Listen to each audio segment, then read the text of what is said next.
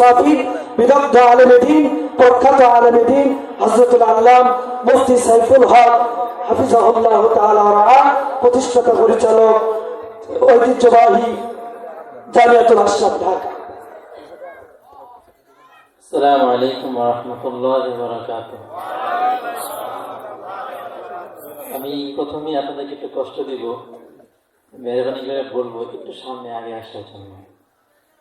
যে ফাঁকা জায়গাগুলো আছে একটু কষ্ট করে ফাঁকাগুলো জি দুরূদ শরীফের সাথে এসে জিকিরের সাথে ইনশাআল্লাহ আমরা একটু সামনে আগে আসি। মাশাআল্লাহ, আল্লাহ পাক খুব কবুল করেন। আমার পূর্বে হুজুর বলে গিয়েছেন যে আপনাদের এখানে এসে অনেক ভালো লেগেছে। আলহামদুলিল্লাহ, আমি প্রথমেই সেটা স্বীকার করে নিয়েছি এবং আপনাদের শুকরিয়া আদায় করছি যে আপনাদের যে আন্তরিকতা, মহাব্বত, ভালোবাসা দেখেছি। আলহামদুলিল্লাহ, আমরা অত্যন্ত আনন্দিত এবং দোয়া করছি আল্লাহ তাআলা দ্বীনের জন্য আপনাদের এলাকাকে এবং এই মাহফিল কমিটিকে আল্লাহ পাক সবাইকে কবুল করেন। তো আল্লাহ চাহে তো ইনশাআল্লাহ সংক্ষিপ্ত কিছু আলোচনা হবে। আল্লাহ পাক আমাদেরকে বলার এবং শোনার এবং আমল করার তৌফিক দান করেন। আলহামদুলিল্লাহ আলহামদুলিল্লাহ নাহমাদুহু ওয়া নাস্তাঈনুহু ওয়া নাস্তাগফিরুহু ওয়া নু'মিনু বিহি ওয়া নাতাওয়াক্কালু আলাইহি ওয়া নাউযু বিল্লাহি মিন শুরুরি আনফুসিনা ওয়া মিন সাইয়্যাতি আ'মালিনা মান ইয়াহদিহিল্লাহু ফালা মুদিল্লা লাহু ومن يضلل فلا هادي له ونشهد أن لا إله إلا الله وحده لا شريك له ونشهد أن سيدنا وسندنا وحبيبنا مولانا محمدا عبده ورسوله صلى الله عليه وعلى آله وأصحابه وبارك وسلم تسليما كثيرا. أما بعد، أعوذ بالله من الشيطان الرجيم. بسم الله الرحمن الرحيم. قل هو الله أحد الله الصمد لم يلد ولم يولد ولم يكن له كفوا أحد. আল্লাহ পাকে লাখ কোটি শুকরিয়া যে আল্লাহ তাআলা আমাদেরকে দ্বীনি মজলিসে আসার, বসার, কিছু কথা বলার এবং শোনার তৌফিক দান করেছেন। আলহামদুলিল্লাহ। আর কিছুদিন পরে আমাদের রমজান মাস আসতেছে। আল্লাহ পাক আমাদেরকে এই রমজান পর্যন্ত হায়াতকে বাড়িয়ে দেন। রাসূলুল্লাহ সাল্লাল্লাহু আলাইহি সাল্লাম আমাদেরকে দোয়া শিখিয়ে দিয়েছেন, আল্লাহুম্মা বারিক লানা ফি রাজাব ওয়া শাবান ওয়া বাল্লিগনা রমাদান। আজ থেকে 1 বছর পূর্বে আমাদের কত ভাই, ছোট বড় বা সমবয়সী কত ভাইরা ছিলেন, আমরা আমাদের জানাজা পড়েছি, একসাথে রমজান করেছি, ইফতারি করেছি, মসজিদে বসেছি। আজকে ওনারা দুনিয়াতে নেই। বিশেষ করে আমি যেটা শুনলাম, এই মাহফিল আয়োজনের জন্য অনেক চেষ্টা, মেহনত, মুজাহিদা করেছেন আপনাদেরই ভাই কবির উদ্দিন। আজকে উনি দুনিয়াতে নেই। আল্লাহ পাক আমাদেরকে রমজান পর্যন্ত হায়াত বৃদ্ধি করে দেন। আল্লাহ পাক রমজানের যে পুরস্কার আল্লাহ পাক ঘোষণা করেছেন, সেই পুরস্কারটা আল্লাহ পাক থেকে নেওয়ার তৌফিক দান করেন। আল্লাহ পাকের কাছে দোয়া চাচ্ছি এবং আপনাদের কাছে দোয়া চাই, সংক্ষিপ্ত যে কয়েকটা আলোচনা হবে আল্লাহ তাআলার জন্য বলার তৌফিক দান করেন। আল্লাহ তাআলা আমাদেরকে দুনিয়াতে পাঠিয়েছেন। আমাদের 3টা জীবন। একটা হলো দুনিয়াতে আমরা আসছি, দুনিয়ার জীবন। আরেকটা হলো আলামে বরজাখ অথবা মানে কবরের জীবন। আরেকটা হলো আখিরাতের জীবন, যে আখিরাতের জীবন শুরু হবে আর কোনোদিন শেষ হবে না। তো আল্লাহ তাআলা আমাদেরকে দুনিয়াতে পাঠিয়েছেন। আমাদের প্রথম যে দায়িত্বটা, সেটা হলো আমাদের ঈমানকে ঠিক করা, ঈমানকে পরিপূর্ণ ঠিক করা। রাসূলুল্লাহ সাল্লাল্লাহু আলাইহি সাল্লামকে আল্লাহ তাআলা নবুয়ত দিয়ে পাঠিয়েছেন। একবার কাফের মুশরিকরা রাসূলুল্লাহ সাল্লাল্লাহু আলাইহি সাল্লামকে বললেন যে আল্লাহ তাআলার বংশ কি, আল্লাহ পাকের বংশ পরিচয় কি সেটা আমাকে দাও। আরেক বর্ণনায় আসছে মক্কার কাফির মুশরিকরা রাসূলুল্লাহ সাল্লাল্লাহু আলাইহি ওয়াসাল্লামকে বললেন যে আল্লাহ তাআলা কিসের তৈরি, স্বর্ণের তৈরি না রূপার তৈরি, কিসের তৈরি সেটা আমাদেরকে বুঝিয়ে দাও, জানাও। তো আল্লাহ তাআলা কাফিরদের এই প্রশ্নের পরিপ্রেক্ষিতে আল্লাহ পাক আয়াত নাযিল করলেন, সূরা নাযিল করলেন, কুল হুয়াল্লাহু আহাদ আল্লাহুস সামাদ লাম ইয়ালিদ ওয়া লাম ইউলাদ ওয়া লাম ইয়াকুল লাহু কুফুয়ান আহাদ। কুল, হে নবী আপনি বলে দেন, আল্লাহু আহাদ, তিনি এক। আহাদ অর্থ এক, ওয়াহিদ অর্থ এক, উলামায়ে কেরাম বুঝবেন। কিন্তু আহাদ এমন এক সত্তা, যদি এক কথায় বলি, যার নেই, যার সমতুল্য আর কেউ নেই, তিনি এক। আল্লাহুস সামাদ, তিনি কারো মুখাপেক্ষী নন, সমস্ত কিছু আল্লাহ পাকের মুখাপেক্ষী। লাম ইয়ালিদ ওয়া লাম ইউলাদ, তিনি কাউকে জন্ম দেন না এবং তিনি ওনাকেও জন্ম দেওয়া হয়নি। ওয়া লাম ইয়াকুল লাহু কুফুয়ান আহাদ, তার সমকক্ষ কেউ নেই। আজকে আমার ইমানটা কিভাবে চলে যাচ্ছে সেটা আমি কেন পাচ্ছি না। ইমান নিয়ে আমাদের মরতে হবে। আহাদ বলে আল্লাহ পাক এই কথা স্পষ্ট করে দিয়েছেন, যারা আল্লাহ রাব্বুল আলামিনের সঙ্গে শরীক করে,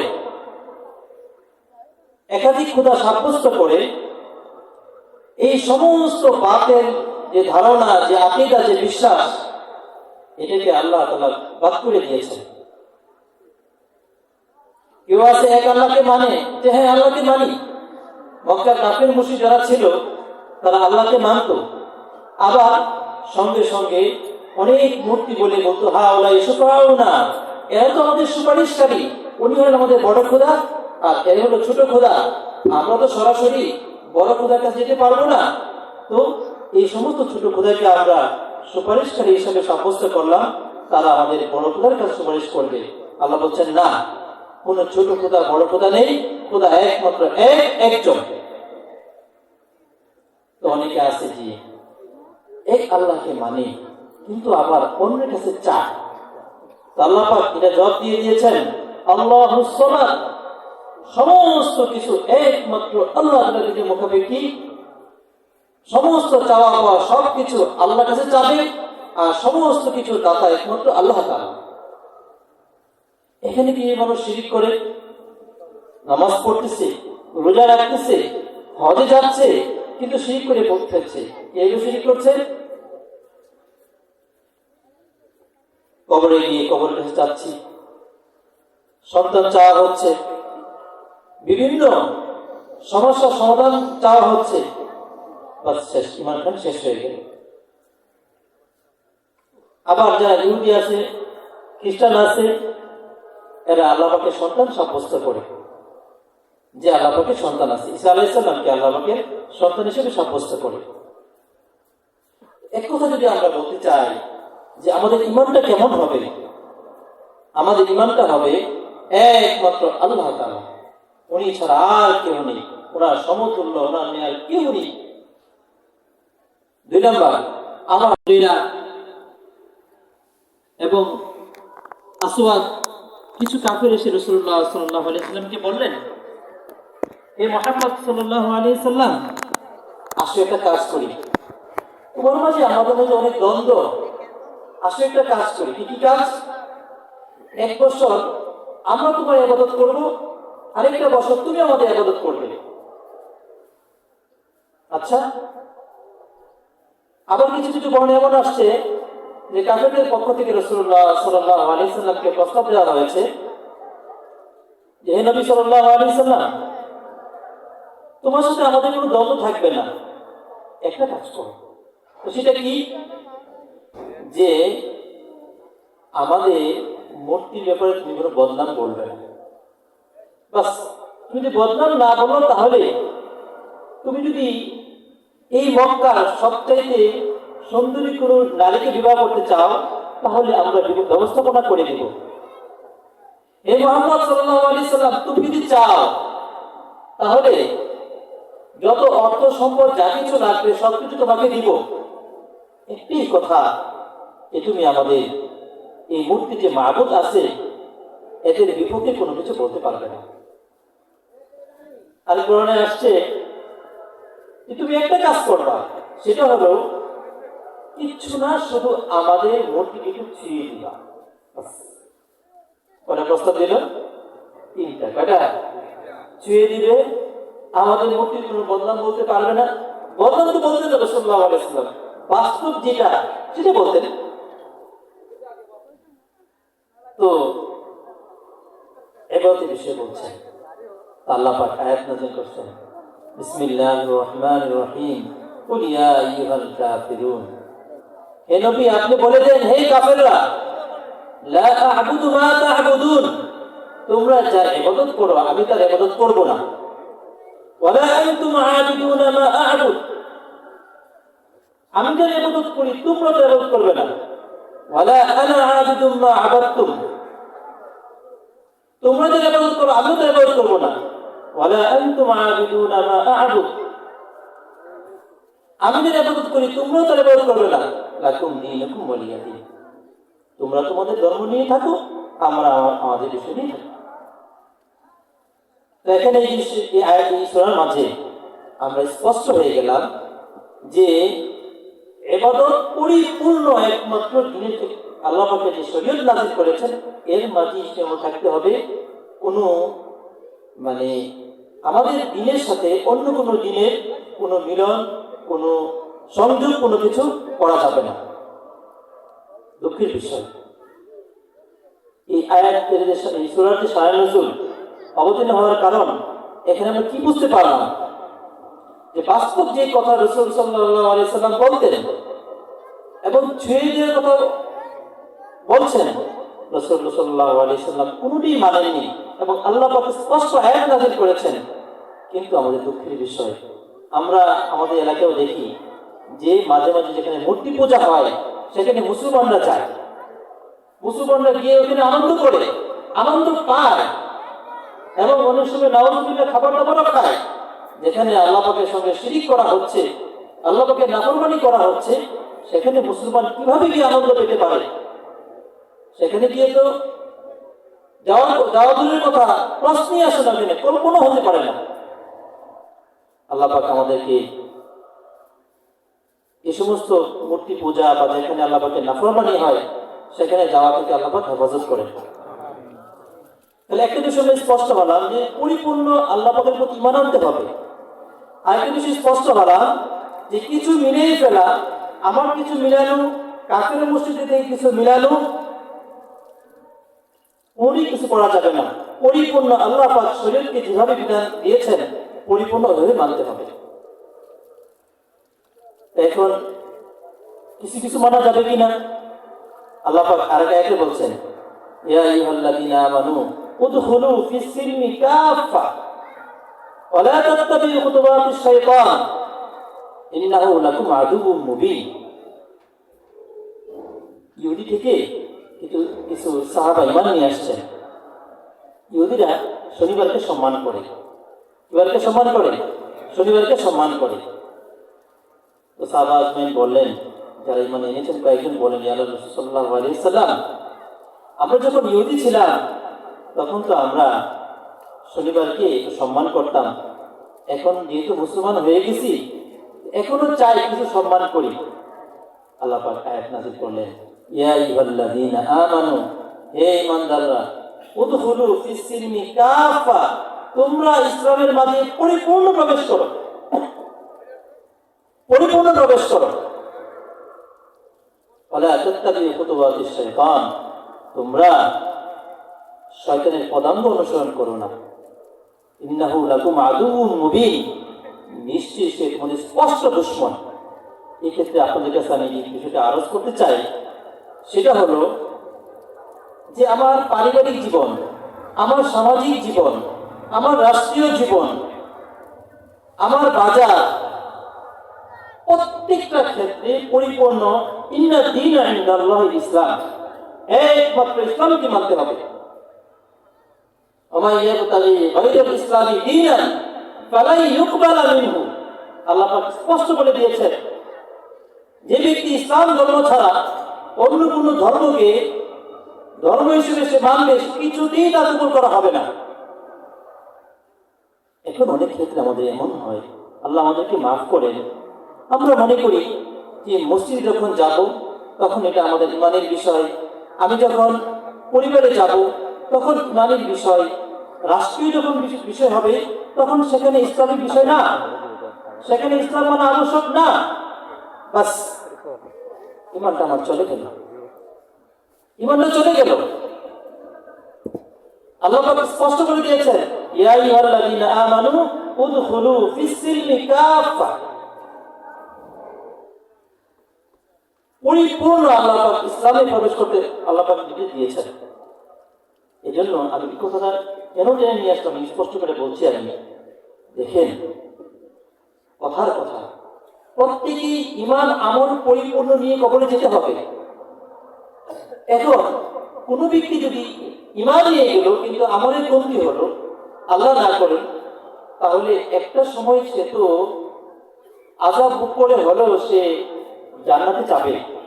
কিন্তু এর বিপরীত যদি সে ইমান হারা হয়ে যায়, তাহলে তো খালিদিনা ফিহা আবাদা, অনন্তকাল তার জাহান্নামে থাকতে হবে।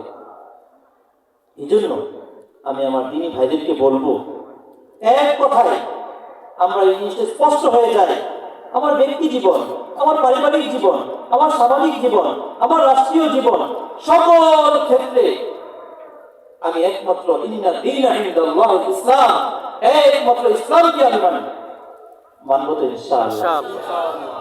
এই ক্ষেত্রে যদি এমনকি বাপ মাও কোনো নির্দেশ করে ইসলামের বিপরীত, সেটিকে মানতে আল্লাহ পাক নিষেধ করেছেন। আল্লাহ পাক স্পষ্ট আয়াতে বলেছেন, ওয়া ইন জাহাদাকা আলা আন তুশরিকা বি মা লাইসা লাকা বিহি ইলম।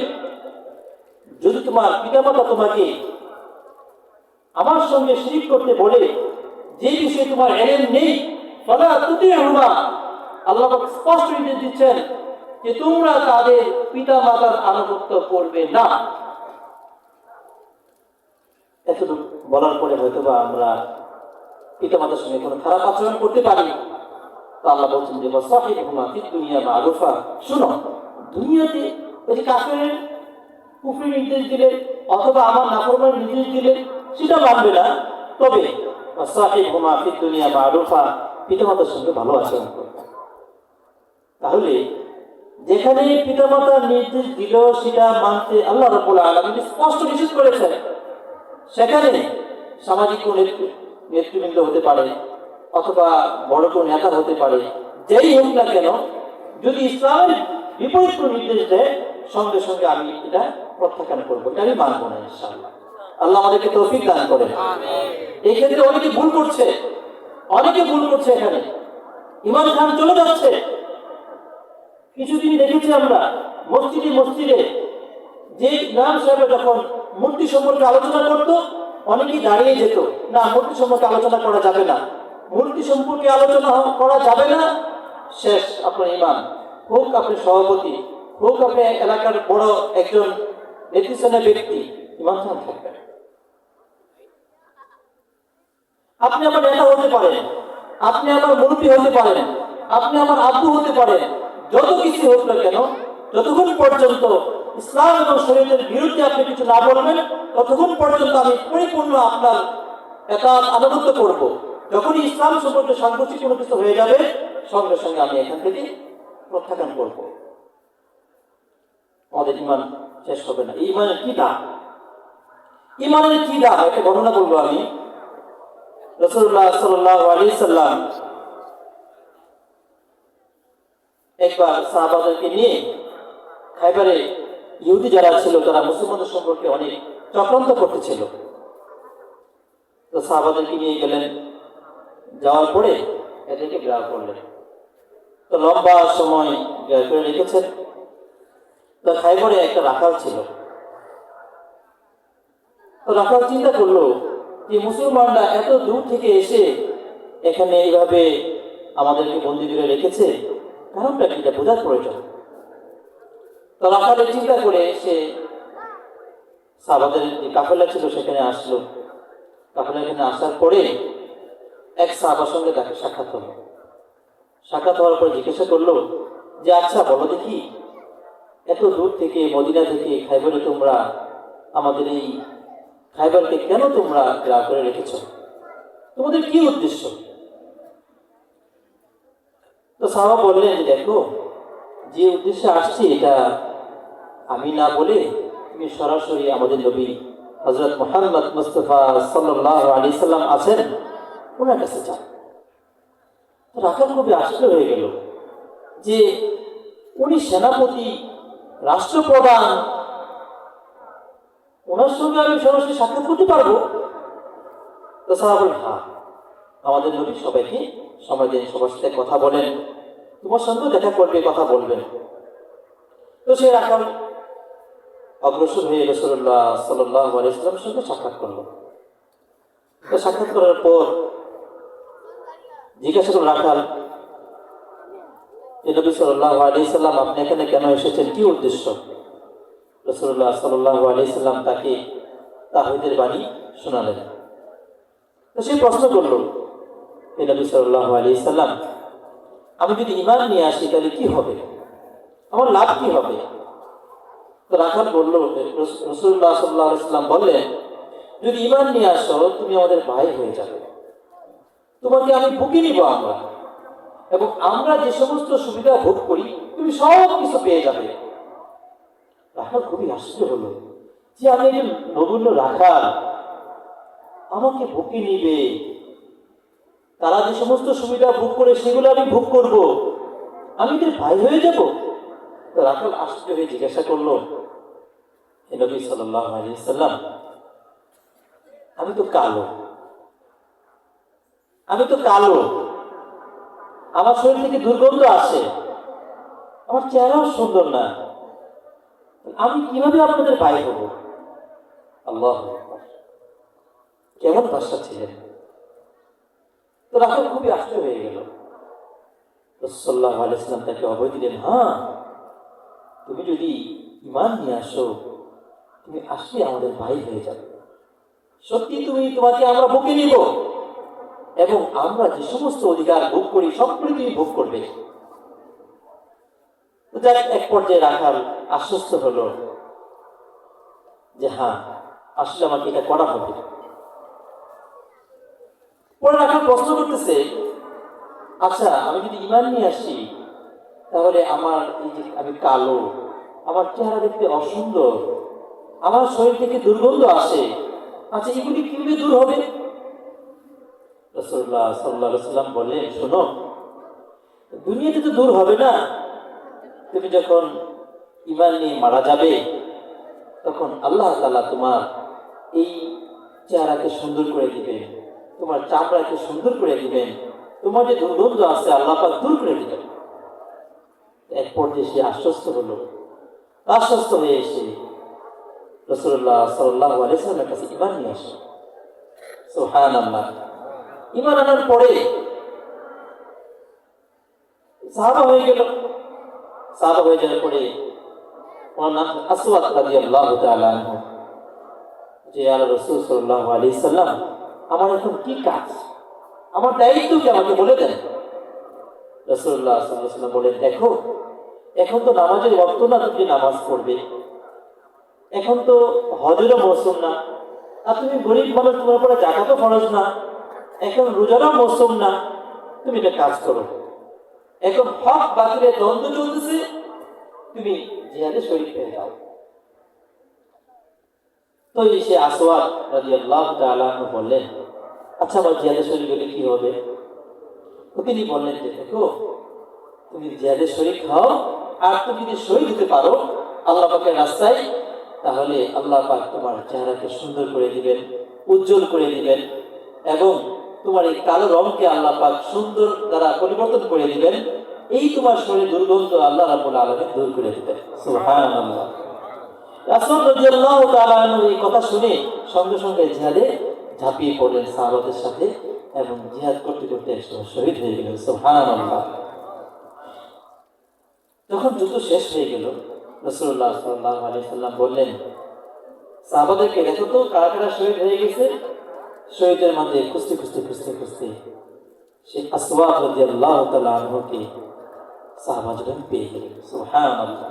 রাসূলুল্লাহ সাল্লাল্লাহু আলাইহি সাল্লাম কাঁদতেছিলেন আর বলতেছিলেন, কি কতই না আশ্চর্যের বিষয় যে আসওয়াদ মাত্র ঈমান নিয়ে আসছে, সে একটা সেজদাও করে নাই, রোজাও রাখে নাই, নামাজও পড়ে নাই, দান সদকাও করে নাই। আল্লাহ রাব্বুল আলামিন তাকে শহীদ হিসেবে কবুল করছেন।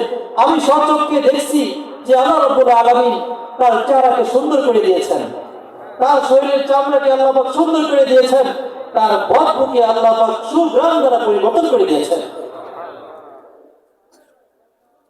ইমানের এত পাওয়া, ইমান নিয়ে যেতে পারলে এত মর্যাদা, ইমান এত পাওয়া, কোনো আমল না হওয়া সত্ত্বেও সুযোগ পায়নি, তা সত্ত্বেও শুধু ইমানের উসিলায় আল্লাহ পাক সাহাবাকে শহীদ হিসেবে কবুল করেছে।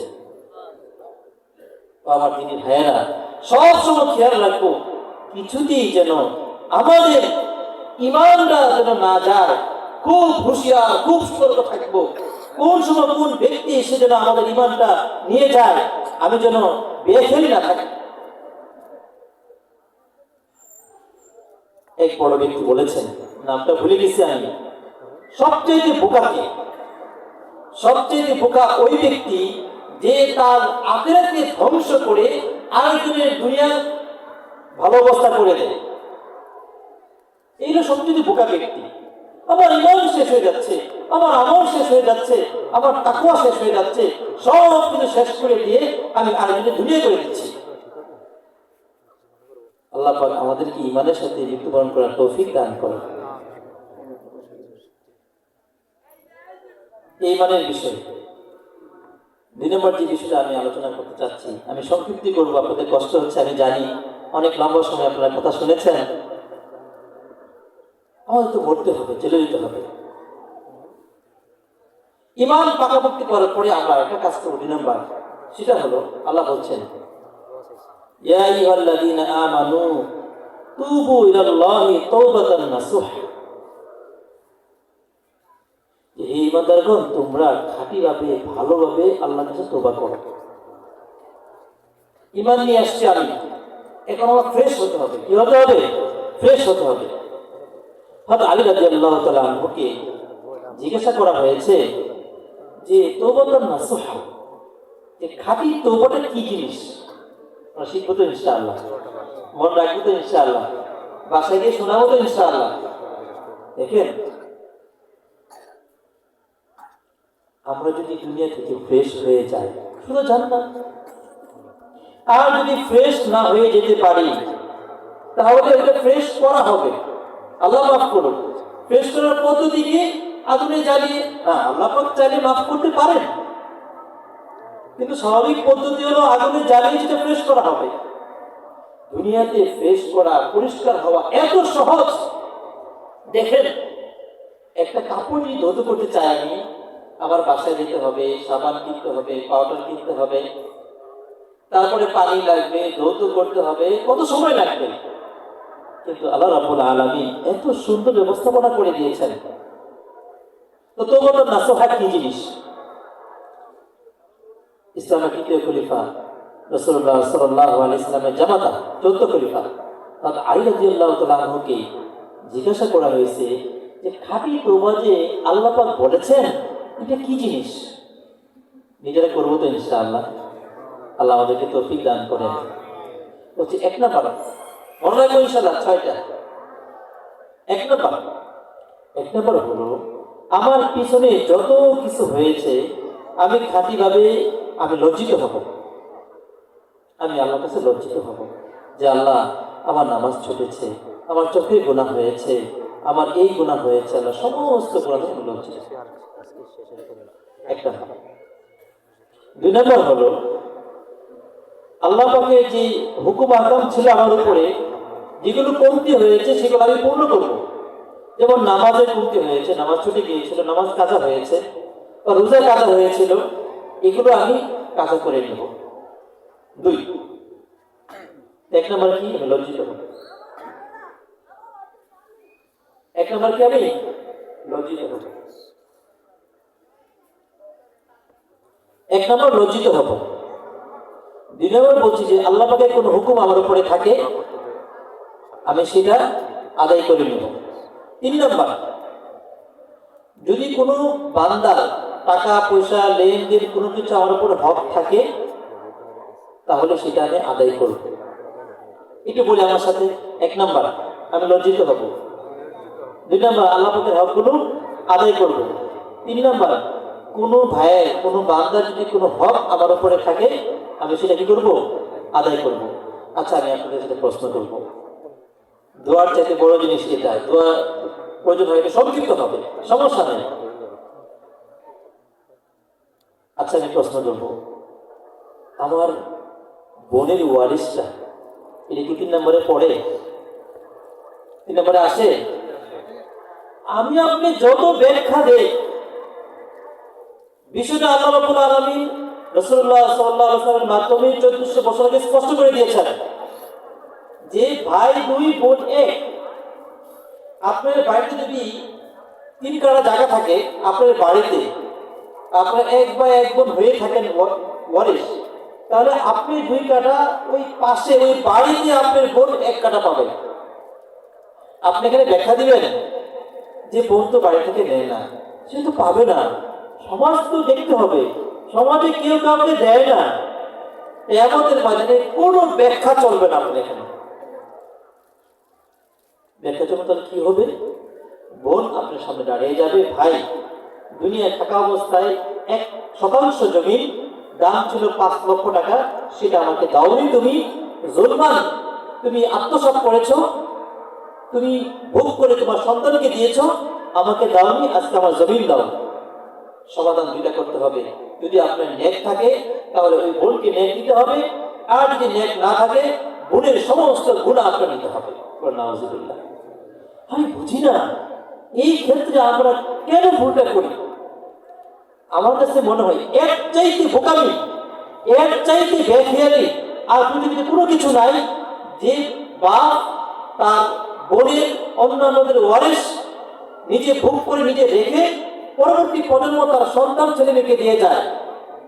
আমি তো আমার ছেলে মেয়েকে দিয়ে গেলাম নাহক ভাবে, কিন্তু কবরে কিয়ামতের ময়দানে জবাব দিতে কার করতে হবে? অনেক নামাজে আমি দেখেছি, নামাজ পড়ে রোজা রাখে, তাবলীগে যায়, দিনের সঙ্গে সম্পর্ক আছে, বড় হক দেওয়ার সময় নয় ছয়। আচ্ছা, তুমি একটা কাজ করো, এখানে তুমি তো 1 কাঠা পেতে, তোমাকে ওই যে জমি নিয়ে তোমাকে আমি 2 কাঠা দেবো, যাও বোন, খুশি থাকো, আমার মনটা অনেক বড়। শুনেন, আল্লাহ পাক বুঝেন না? বুঝেন? বাড়ির যে জমিটা বাজারের পাশে, এখানে 1 কাঠার দাম হলো 10 লক্ষ টাকা, আর ধানের জমিনে আপনি জমি দিয়েছেন, সেখানে 2 কাঠার দাম 2 লক্ষ টাকা। আপনি বোনকে কয় লক্ষ টাকা ঠকালেন? কয় লাখ ঠকাইছেন? 8 লক্ষ। এটা আল্লাহ পাক বুঝবে না? বুঝবে? বুঝবে নাকি? কিয়ামতের ময়দানে স্পষ্ট হবে। আমার ভাইয়েরা, আজকে আমরা আসছি, দূর থেকে আসছি, 2টা কথা যদি আল্লাহ পাক আমল করায় আমাদেরকে, আজকে আমার এই কথা দ্বারা যদি এখান থেকে 10টা ভাই যদি কিয়ামতের ময়দানে এই বোনের ধরা থেকে বেঁচে যায়, আমাদের এই আশা দেওয়া সবকিছু সফল, আলহামদুলিল্লাহ। এই মাহফিল সফল। আপনার এই নামাজ, আপনার এই রোজা, আপনার এই হজ, আপনার এই যাকাত, সব কিছু তো 1 কাঠা জমিনে নিয়ে যাবে, বনি নিয়ে যাবে। কে নিবে? শুনেন, আপনি যে বোনকে নেক দিবেন, কোন নেক দিবেন? যে রোজাটা, যে হজ, যে নামাজ, যে নেক কাজটা কবুল হয়েছে, ওই নেকটা বনে নিয়ে যাবে। যেটা কবুল হয়নি, সেটা কি অবস্থা হবে? আমি আজকে আমাদের সকল ভাইয়েরা এখন যারা আছে বলবো, ফ্রেশ হয়ে যায়, ফ্রেশ হয়ে যায়, ফ্রেশ হয়ে যায় মালাকুল মউত আসার পূর্বে। অনেকের কাছে ক্ষমা চায়, বোনের কাছে ক্ষমা চায় না। ক্ষমা চাইলে হবে না, ভালো করে বুঝেন, ক্ষমা চাইলেই হয়ে যাবে না। 1 নাম্বার লজ্জিত হব, 2 নাম্বার আল্লাহ পাকের হক দিব, 3 নাম্বার মাখলুকের যত হক আছে সমস্ত হক পাই টু পাই হিসাব করে দিয়ে দিব ইনশাআল্লাহ। নিয়ত করি ইনশাআল্লাহ। বোনের হক থাকলে বোনকে দিয়ে দিব ইনশাআল্লাহ। মায়ের হকও দেয় না অনেকে, মায়ের হকটা মেরে দেয়, মা হককে দিয়ে দিব ইনশাআল্লাহ। 3 নাম্বার। 4 নাম্বার হলো, যদি কাউকে আমি কটু কথা বলে থাকি, মুখের দ্বারা জবান দ্বারা কোনো আঘাত করে থাকি, আমি তার কাছে ক্ষমা চেয়ে নেব। 4 নাম্বার। 5 নাম্বার, আমি যে অন্যায়গুলো আগে করতাম আর জীবনে কোনোদিন সে অন্যায় করবো না ইনশাআল্লাহ। এটা নাম্বার 5 নাম্বার। কয় নাম্বার এটা? 5 নাম্বার। যে অন্যায় করেছে আর জীবনে আর কোনোদিন করবো না। 6 নাম্বার, আমি আগে গুনাহ করেছি, যে অন্যায় করেছি, যে নাফরমানি করেছি, এখন থেকে এর বিপরীত বেশি থেকে বেশি নেক কাজ করবো ইনশাআল্লাহ। আল্লাহ পাক আমাদেরকে এইভাবে তওবা করার তৌফিক দান করে। ও ভাইয়েরা, চক্ষু বন্ধ হয়ে যাওয়ার পরে যদি আফসোস করি আমার বোনের হক দিয়ে অমুকে গালি দিয়েছিলাম, অমুকে আঘাত করেছিলাম, অমুকের হক নষ্ট করেছিলাম, যত কিছু করি না কেন আর কোনো কাজ হবে না। আমার সন্তানরা তার ফুপিকে হক দিবে না, আমি ভাই হিসেবে দেইনি, তাহলে কিভাবে আশা করি যে আমার সন্তান তার ফুপিকে দিবে? প্রত্যেকের হক দিয়ে দিব তো ইনশাআল্লাহ। এখন প্রশ্ন করতে পারেন, হুজুর আমি তো অনেক হক নষ্ট করেছি, আমার তো টাকা নাই, যে ক্ষমা চাবো?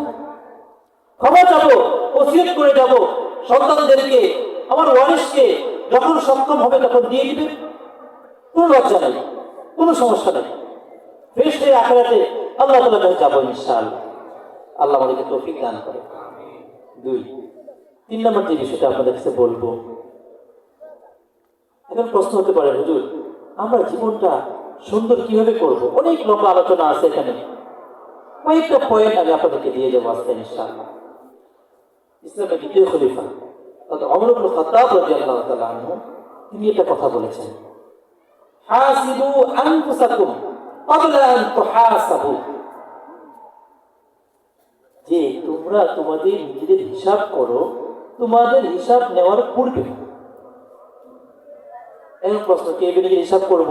দেখেন, আমরা দোকানের হিসাব করি, জমিনের হিসাব করি, আমার ব্যবসা বাণিজ্য যত যা কিছু আছে সব কিছু হিসাব কিতাব আমি করি, কিন্তু দুঃখের বিষয় আমার আখিরাতের হিসাবটা আমি করি না। যে আজকে আমি সারাদিন যে আমি অতিবাহিত করলাম, আমার নামাজ, আমার আমল, আমার সারা দিনটা কিভাবে অতিবাহিত হয়েছে, কোন কাজটা আমি আল্লাহ পাকের হুকুম অনুযায়ী করেছি আর কোন কাজটা আমি আল্লাহ পাকের হুকুমের বাইরে লঙ্ঘন করেছি।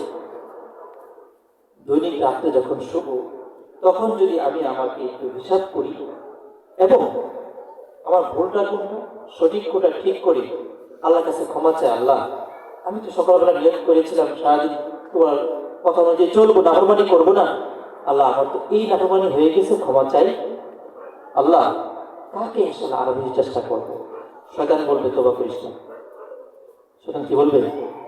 তোর বয়স কম, অনেক বছর হায়াত পাবি, তোবা কতবার করবে? একবারে করে ফেলবে। শয়তানকে বলে দিবেন, আমার মওলা গফফার, তিনি ক্ষমাশীল, আমার মওলা আরহামার রাহিমিন, তুমি কে? আমার মওলা তো এমন, আমি যতবার ক্ষমা চাবো আমার মওলা ততবার ক্ষমা করবেন, আমি সে আশা রাখি, তুমি আমার থেকে বের হও। তো প্রথম দিন এলো ক্ষমা চাইছে, দ্বিতীয় দিন দেখবেন যে প্রথম দিন বলে হয়েছিল 5টা, দ্বিতীয় দিন 4টা হয়েছে, 3টা হয়েছে, আবার ক্ষমা চাবো। এইভাবে যখন দৈনিক আমি শুয়ে শুয়ে আমি আমার হিসাব কিতাব করবো, ইনশাআল্লাহ আস্তে আস্তে তোবা করতে থাকবো, আমার ভুলগুলো কমতে থাকবে, আর আল্লাহ পাকের হুকুম আহকাম মানা এটা আস্তে আস্তে বেড়ে যাবে ইনশাআল্লাহ। করবো তো ইনশাআল্লাহ, হিসাব করবো তো ইনশাআল্লাহ। আজ থেকে জীবনের আমল বানিয়ে নিই যে এই হিসাব করা ছাড়া, হে আব্দুল্লাহ, নিজে নিজেকে বলবো, হে আব্দুল্লাহ তোমার খবর কি? আজকে সারাদিন তুমি এটা করেছো, কয়টা নাফরমানি করেছো, কয়টা ভালো কাজ করেছো, নাফরমানিগুলো ক্ষমা চাও, তারপরে ঘুমাও। ঘুম তো মৃত্যু, মৃত্যুর পূর্বে তুমি ক্ষমা চাও। শয়তান কিন্তু হাজির হবে, বলছি, বলবে এই বারবার অন্যায় করো, ক্ষমা চাইও না, আল্লাহ পাক রাগ করবেন, আজকে ক্ষমা চাইবা, কালকা করবা, আবার ক্ষমা চাইবা, আবার করবা। আল্লাহ মানুষ যেমন রাগ করে আল্লাহ রাগ করবে। চুপ করো, একবারে আরো বয়স হোক, দাড়ি পেকে নেই, হায়াত অনেক লম্বা আছে, আপনি আবারও শিখিয়ে দিচ্ছি, স্পষ্ট বলবেন, তুমি শয়তান, বুঝতে পেরেছি, আমার মৌলার কাছে যদি অনিচ্ছা অন্যায় হয়ে যায়, যতবার অন্যায় হয় ততবার ক্ষমা চাবো, আর আমার মৌলা ততবার ইনশাআল্লাহ ক্ষমা করবেন। চাবো তো ইনশাআল্লাহ? আল্লাহ পাক কবুল করে। শেষ করে দিচ্ছি আমি। আর একটা কাজ করব, বিশেষ করে আল্লাহ পাক কোরআনে বলছেন, ওয়াত্তাকুল্লাহ ওয়া কুনু মা'আস সাদিকিন। আমি অনেক ছোট সময় সৌদিতে গিয়েছিলাম, যাওয়ার পরে দেখলাম ছোট ছোট খাল, এগুলো সকাল বিকাল জোয়ারে পানি আসে, আবার পানি চলে যায় তাজা। আবার আমরা দেখি যে আমাদের নদী নালা শুকিয়ে যায়, ঠিক না? খাল শুকায় না, নদী নালা শুকিয়ে যায়। ওই খালের সম্পর্ক কার সাথে? সাগরের সাথে। কার সাথে? সাগরের সাথে। ও দিনী ভাইয়েরা, আমরা যদি আমাদের সম্পর্কটা আল্লাহ ওয়ালাদের সাথে রাখি, আলিম ওলামাদের সাথে রাখি, ইনশাআল্লাহ আমার ইমানের যে তারাটা আছে সেটা কোনোদিন শোনা না। সর্বশেষ এই কথাটা আমি বলে গেলাম, আল্লাহ পাকের আয়াত দিয়ে বলে গেলাম যে ওয়াত্তাকুল্লাহ ওয়া কুনু মা'আস সাদিকিন। আল্লাহ বলছেন আল্লাহকে ভয় করো।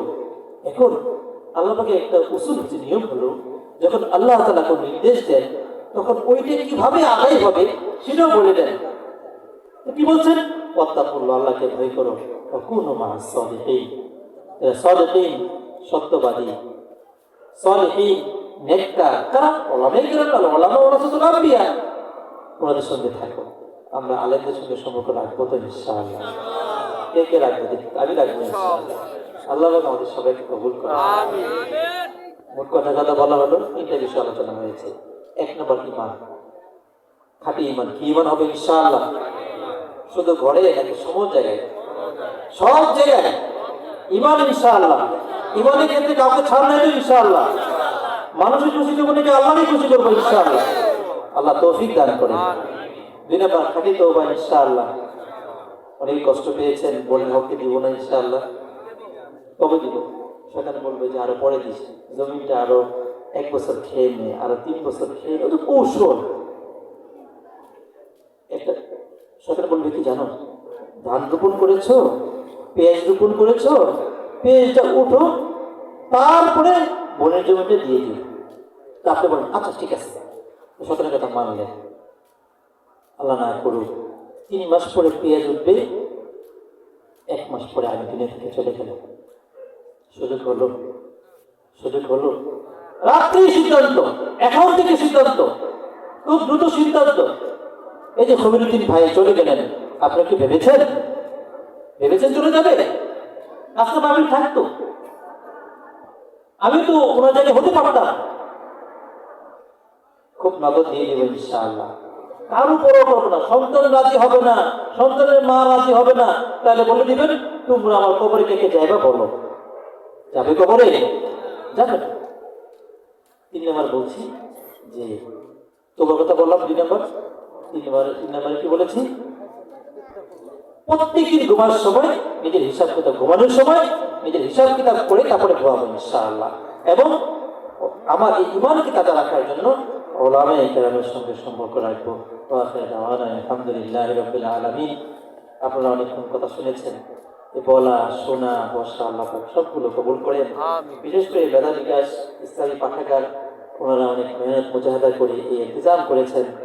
আল্লাহ পাক এটাকে কিয়ামত পর্যন্ত চালু রাখেন। আল্লাহ পাক কিয়ামত পর্যন্ত চালু রাখেন। আর আমাদের মেহনতকে আল্লাহ পাক কবুল করে উত্তম পরিধান দান করে। আর খবিরুদ্দিন ভাইকে আল্লাহ পাক জান্নাতের উঁচু মাকাম দান করে।